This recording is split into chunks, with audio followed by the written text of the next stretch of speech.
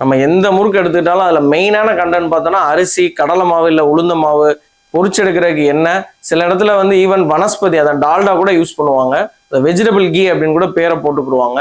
So இதனால என்ன பாதிப்பு அப்படின்னா நம்மளுக்கு சுகர் வந்து பயங்கரமாக கூடும்.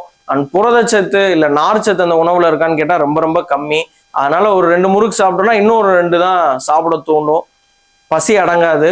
அடுத்து கொழுப்பு வந்து ஒரு கெட்ட கொழுப்பு, இந்த எண்ணெயினால கெட்ட கொழுப்பு ரொம்ப அதிகம். அது போக வனஸ்பதி ஆட் பண்ணாங்கன்னா டிரான்ஸ்ஃபேட்னு சொல்லக்கூடிய கெட்ட கொழுப்பு அதிகம். அது நம்ம ஹார்ட்டுக்கு வந்து ரொம்பவே பேடு. முறுக்குக்கு பதிலாக இந்த ஒரு கைப்பிடி அளவு கடலை எடுத்திருக்கேன். அதாவது வேக வச்ச நிலக்கடலை.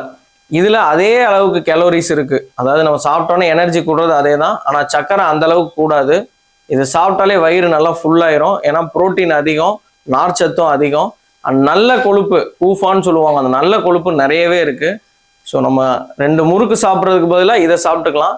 ஸோ ஒரு முறுக்கு இல்லைன்னா 2 முறுக்கு வந்து எப்பயோ ஆடிக்கு ஒரு தடவை, அமாவாசைக்கு ஒரு தடவை சாப்பிட்டுக்கலாம். ரெகுலராக சாப்பிட்றதுக்கு ஒரு நல்ல ஃபுட்டு கிடையாது. ஸோ உங்களோட ஸ்நாக்கை வந்து ரொம்ப கரெக்டாக சூஸ் பண்ணுங்கள். தேங்க்யூ.